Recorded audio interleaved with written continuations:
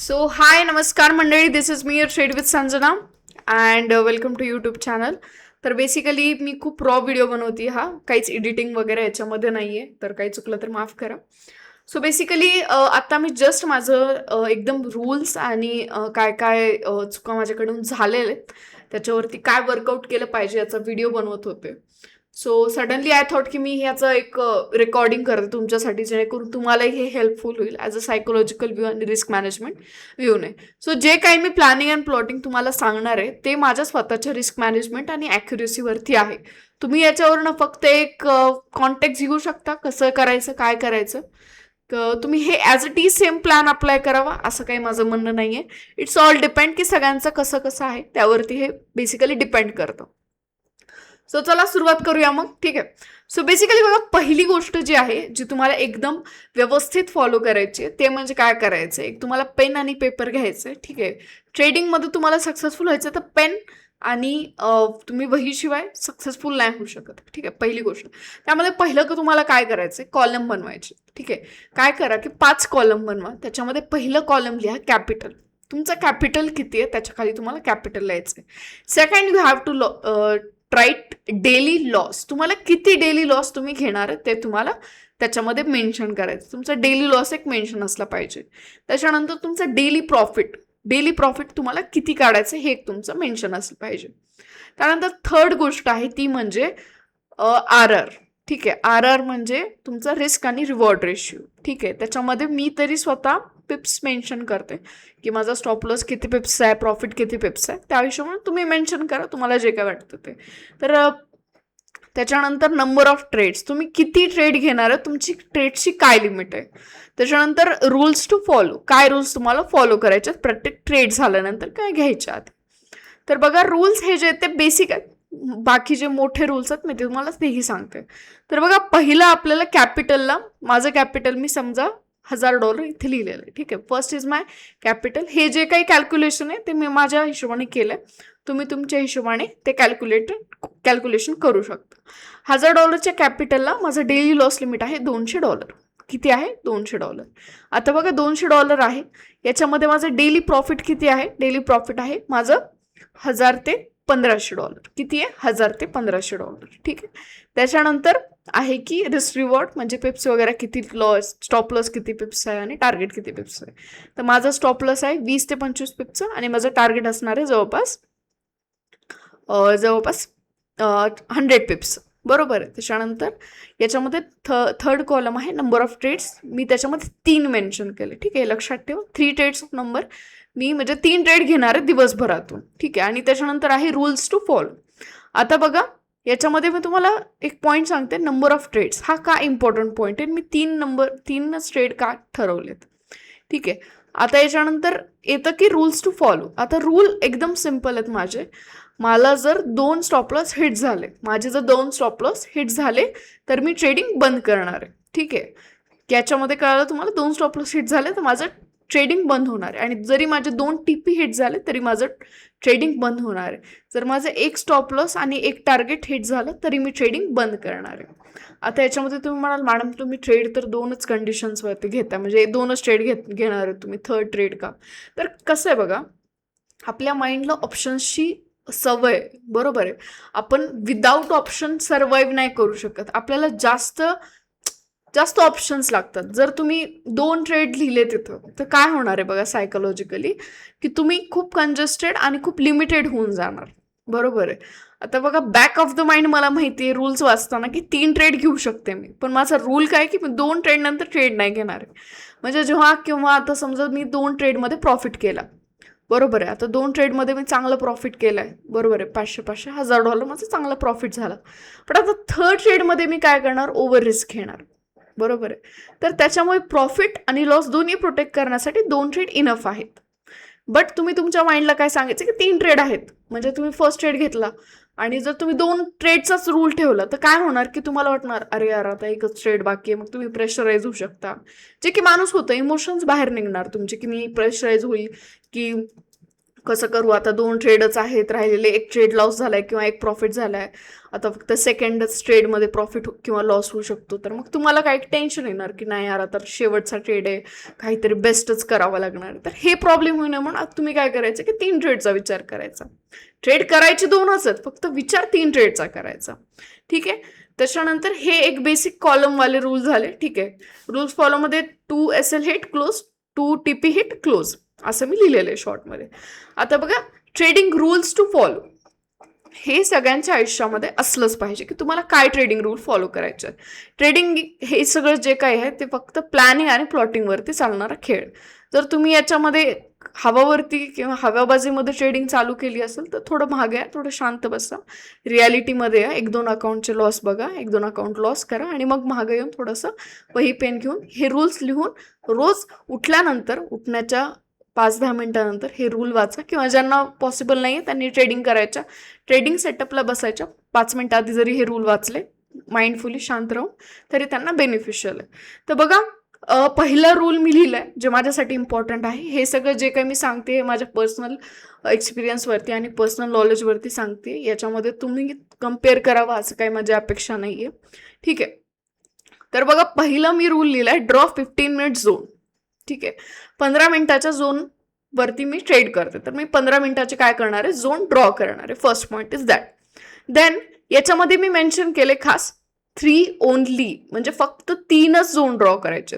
So basically मागच्या 4-5 दिवसापासून काय होतंय, मी एक्स्ट्रा झोन ॲड करते. काय होतं बघा, माझा सेशनचा टायमिंग 6:30 आहे, पण मी 6ला प्रायर मार्केटमध्ये बसते ॲनालिसिस करायला.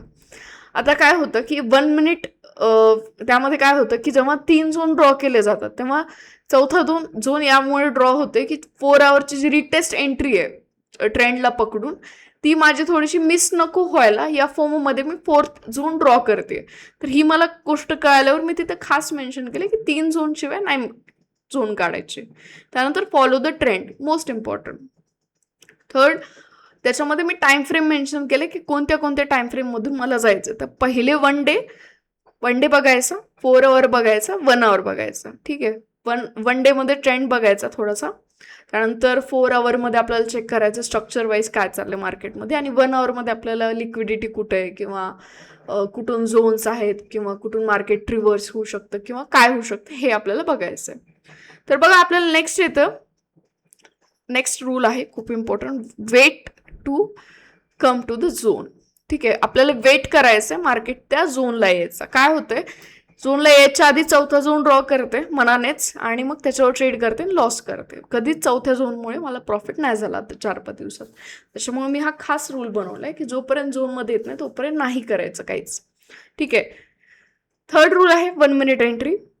ठीक आहे. पहिले झोन ड्रॉ केला, नंतर वेट केला, मग एंट्री आला. एंट्रीवरती 20 पिपचा असेल 20-25 पिपचा तरच ट्रेड घ्यायचा आहे. $100 ॲडजस्ट करायचं आहे, स्टॉप लॉस लावायचं, ट्राय करायचं आहे $100चा. नाही लागला थोडा ॲडजस्ट करून 120-130 पर्यंत लास्ट मॅनेज करायचं.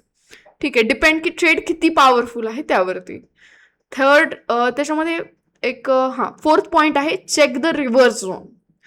हे बघा, जसं मी तुम्हाला एक्स्ट्रा झोनचं सांगितलं ना, हे पण एक खूप इम्पॉर्टंट गोष्ट माझ्यासोबत घडती आहे 4-5 दिवसापासून.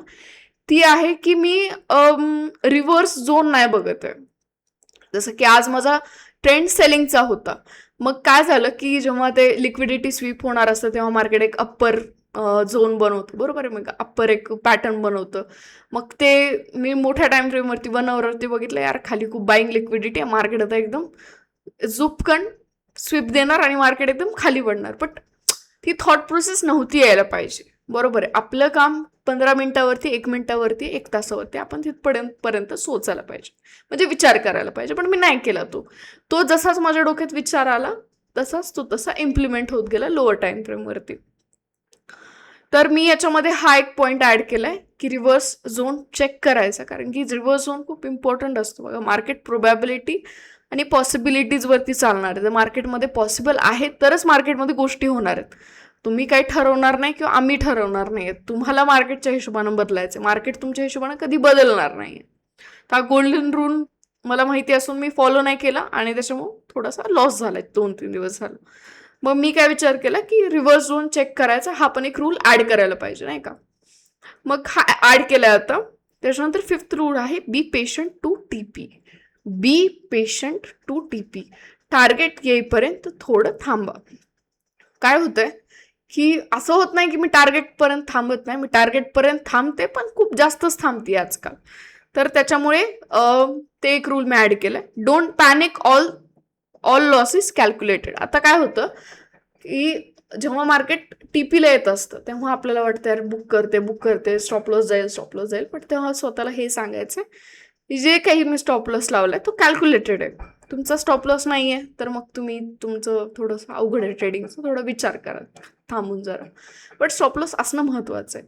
तुम्ही तुमचं अकाउंट $1000 आहे, तुम्ही स्टॉप लॉस $500 ठेवलाय, ते पण वर्थ इट नाही आहे.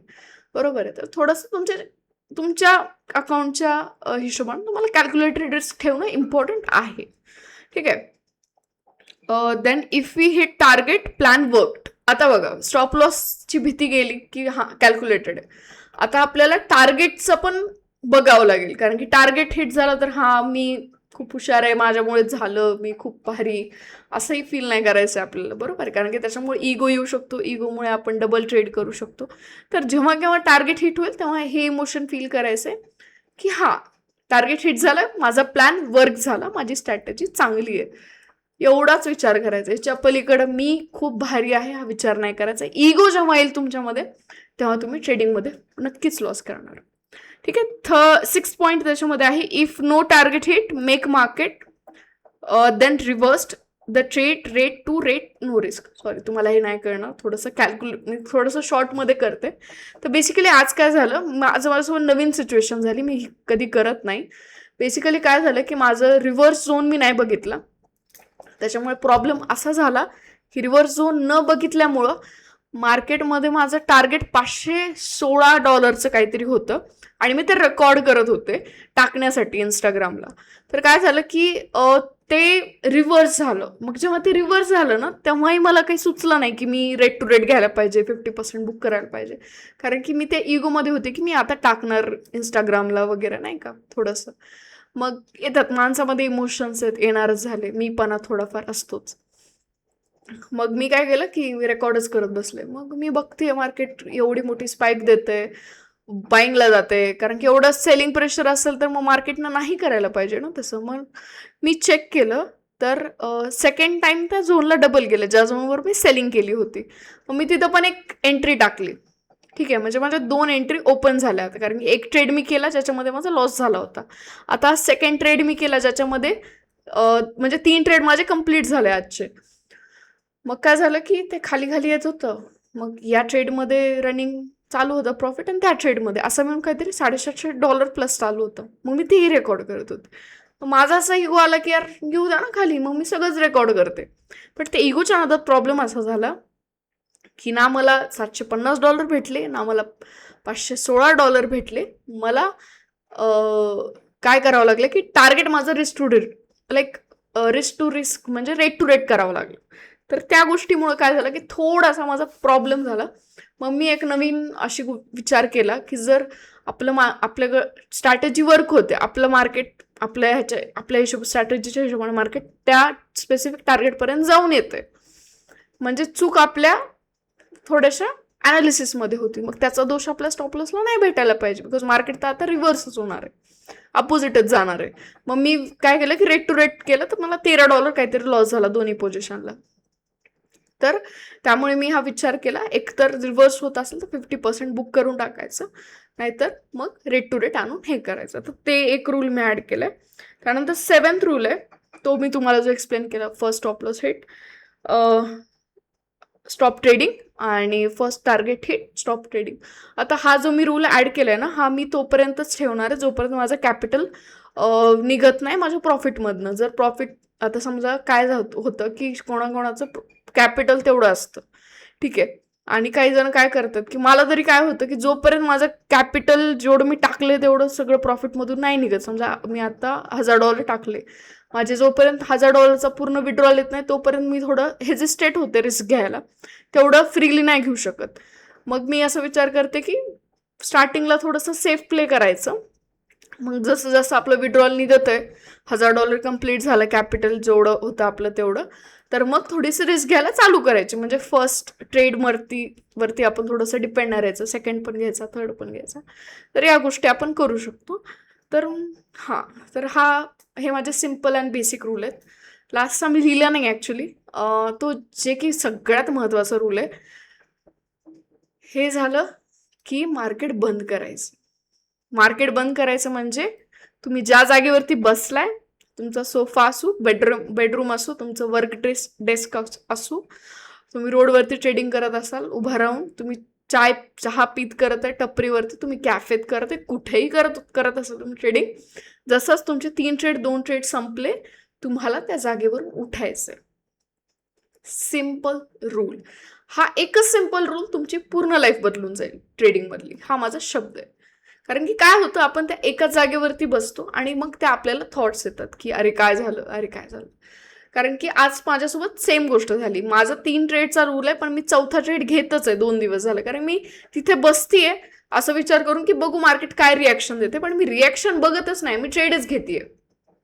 So it's breaking my mindset rule. ठीक आहे, तर रिझल्ट बघायचा दुसऱ्या दिवशी बघायचं असेल, असंही आपल्याला कॅन्डल क्लोजिंगच आहे, कुठं होतंय काय रिॲक्शन तर मार्केटमध्ये असणारच आहे. तर ही एक नवीन गोष्ट, म्हणजे ही गोष्ट मला माहिती आहे, बट आपल्याला ज्या गोष्टी माहिती असतात त्या आपण दरवेळेस फॉलो करतो असं नाहीये. थोड्या माझ्याकडून चुका होतात, तुमच्याकडून होत असतील, तर सगळ्यांकडून होतात, फक्त काही जण दाखवतात आणि काही जण नाही दाखवत. तो दॅट्स इट. तर हा लास्ट रूल गोल्डन रूल आहे, लिहून घ्या. कुठे काय म्हणायचं करून घ्या, कोणाला तुमच्या घरच्यांना सांगून द्या. माझी ट्रेडिंग झाली असली अर्धा तासानंतर मला आवाज द्यायचा, म्हणायचं झाली का, हो म्हणलं तर उठवायचं मला. सो येस, हे माझं एक रॉ व्हिडिओ, एकदम काही एडिटिंग नाही, काहीच नाही, एकदम रॉ व्हिडिओ. मी काहीच रेडी पण नाही आहे. कारण मला असं वाटलं की हा व्हिडिओ तुमच्यापर्यंत पोहोचणं खूप महत्त्वाचं आहे. कारण की हे बेसिक गोष्टी सगळेजण आपण चूक करत असतो. कारण की बघा, रूल्सच तुमची सायकोलॉजी डिसाईड करतात आणि तुमची सायकोलॉजी तुमचं रिस्क मॅनेजमेंट आणि तुमच्या रिॲक्शन मार्केटमध्ये मॅटर करतं. सो येस, हा एक रॉ आणि एकदम सिम्पल व्हिडिओ आहे. आवडला असेल तर नक्कीच लाईक करा. आणि जर तुम्हाला असेच सिम्पल अँड रॉ व्हिडिओज किंवा बेनिफिशियल व्हिडिओज पाहिजे असतील तर प्लीज कमेंट करून सांगा की हा व्हिडिओ तुम्हाला आवडला का. आवडला असेल तर असे भरपूर व्हिडिओ मी तुमच्यासाठी अपलोड करेल. कारण की मला तुमच्याशी बोलायला आवडतं आणि आय होप सो तुम्हाला माझा ऐकायलाही आवडत असेल. So yes, that's it for the today's video. See you on the next video. Thank you so much everyone. नमस्कार.